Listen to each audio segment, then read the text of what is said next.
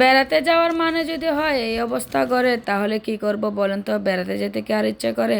Hello everyone, সবাইকে আমার একটা নতুন ভিডিওতে স্বাগতম। সবাই কেমন আছেন? আশা করছি সবাই ভালো আছেন। এই যে সকাল থেকে শুরু করলাম আজকের ভিডিওটা।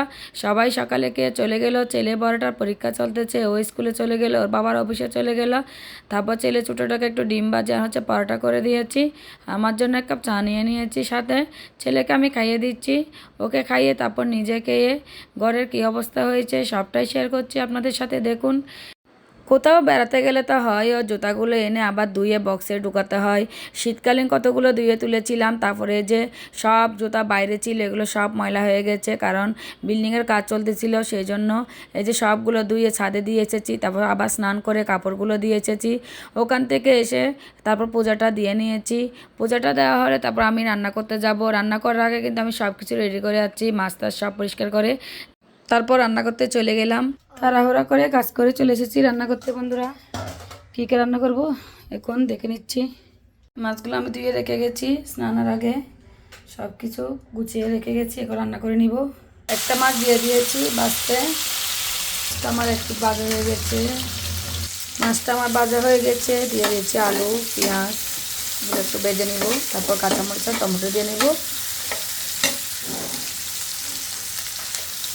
একটু লবণ দিয়ে নিব আগে।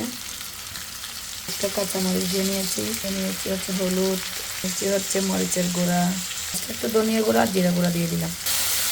ভালো করে কষিয়ে নিব। এটা আমার কষানো হয়ে গেছে, এবার আমি মাছ আর টমেটোটা দিয়ে নিব। অন্যদিকে আমি মাছগুলো ভাজতে দিয়ে দিচ্ছি।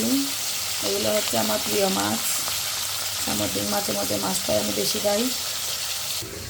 জল দিয়ে দিয়েছি মাছের মধ্যে, মাছটা ভাজা হয়ে যাচ্ছে। মাছটা আমার হয়ে গেছে, ধনেপাতা দিয়ে নামিয়ে নেব। ধনেপাতা নষ্ট হয়ে গেছে, একটুখানি ছিল।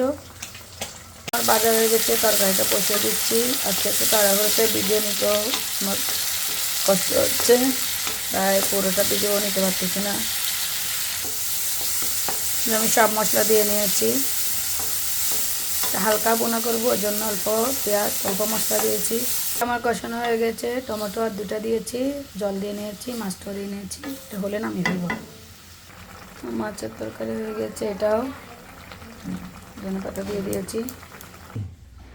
বন্ধুরা, সবার সাথে একটা জিনিস শেয়ার করছি, এটা হচ্ছে আমি স্কিনের জন্য নিয়ে থাকি। দিদির কাছ থেকে আমি আগে একটা ফেস ওয়াশ আর হচ্ছে মোরিঙ্গা ময়শ্চারাইজার আর হচ্ছে আমি সানস্ক্রিন নিয়েছিলাম, খুবই উপকার পেয়েছিলাম। প্রোডাক্টগুলো খুব ভালো, সরাসরি এগুলো কুরিয়ার থেকে আনা হয়।